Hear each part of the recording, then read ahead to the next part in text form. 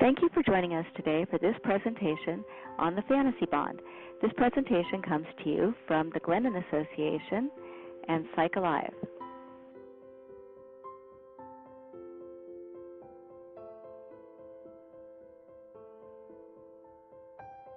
Sometimes it takes the form of a strong, over-dependent type of relationship, or a kind of interconnectedness where one is dominant, one is submissive, and these patterns persist powerfully.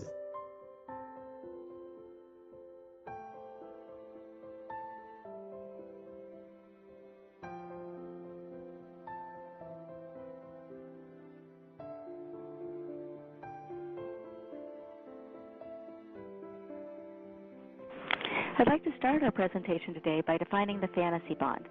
The fantasy bond is an illusion of connection, originally an imaginary fusion or joining with the mother. As we're using it here to describe both the original imaginary connection formed during childhood and also our repetitive efforts as adults to continue to make connections in our intimate relationships, often very much replaying the connection we had as a child.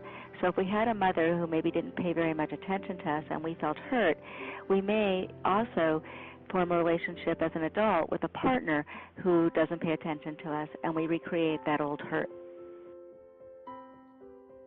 They lose themselves in this type of making this type of connection. There's a certain need to control the other, to maintain the illusion, and in that they lose themselves to some extent. In a relationship that's characterized by fantasy bond, there's a lot of overstepping of each other's boundaries, speaking for the other person. We do this, we like this, saying how the other person feels, answering for the other person, which shows a real lack of respect for the other person's boundaries, and also only seeing the other person in relation to ourselves and how they're meeting our needs and not really having respect for them as a separate person. They become like our right arm, but then we're no more attracted to them than we are to our right arm, and we don't feel very much about them.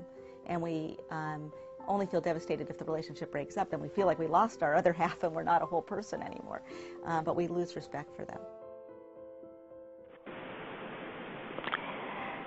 So how do we get stuck in a fantasy bond? First of all, we tend to idealize our parents and our family, and in that we hold on to seeing their negative qualities in others.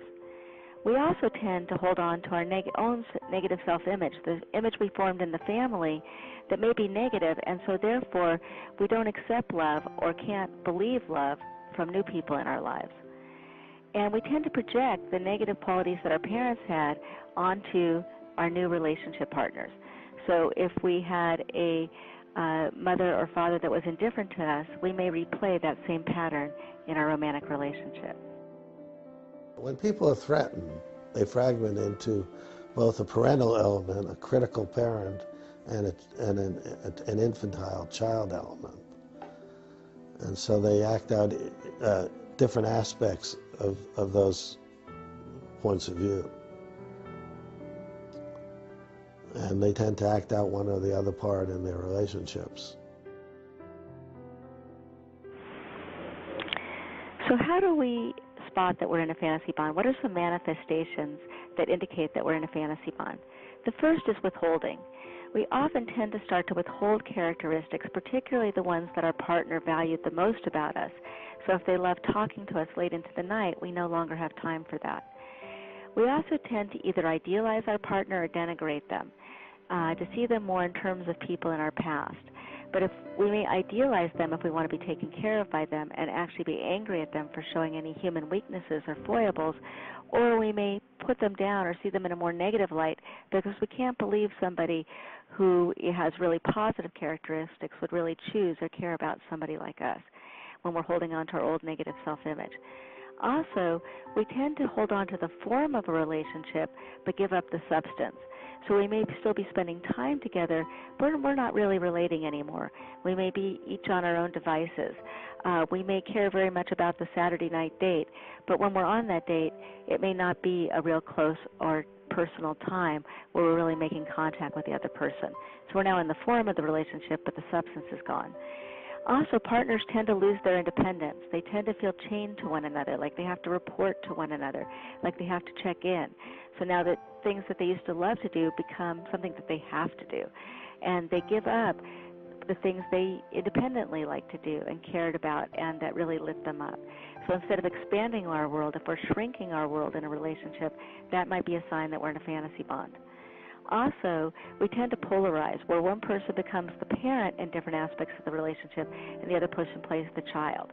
Or we may play the child in other aspects where the other person becomes the parent. So we're playing out parent and child rather than two equal adults coming together who really care about each other. The more they depend on the relationship for security, give up their original identity, and make that connection with each other, the more they give up the real substance of the relationship for the form and the fantasy. And so gradually over time, they replace what real relating with a fantasy of closeness. At some point when we get threatened in the relationship, we form a fantasy bond with our partner, not unlike the one we formed originally with our parent, where we're fantasizing about the person, but we're not really acting in a way that's close to them anymore. And what it does is it gives us a sense of connection to another person so we don't feel so isolated and alone. And yet it keeps a certain emotional distance between us and our partner. And a lot of the behaviors that we engage in when we have a fantasy bond create a certain emotional distance in the relationship. We don't let the person get too far away. We keep this fantasy of being fused with them, but we don't really get too close either.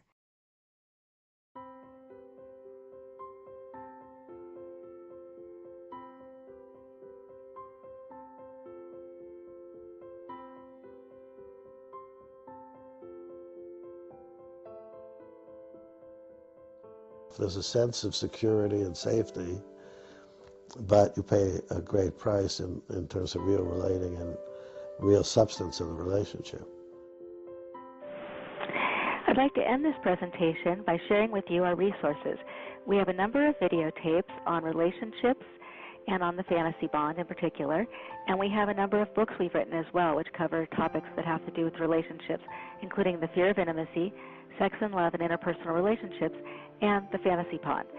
The next slide will show you, will give you a direct link to our websites, Glendon Association and PsychAlive, where you can find these materials.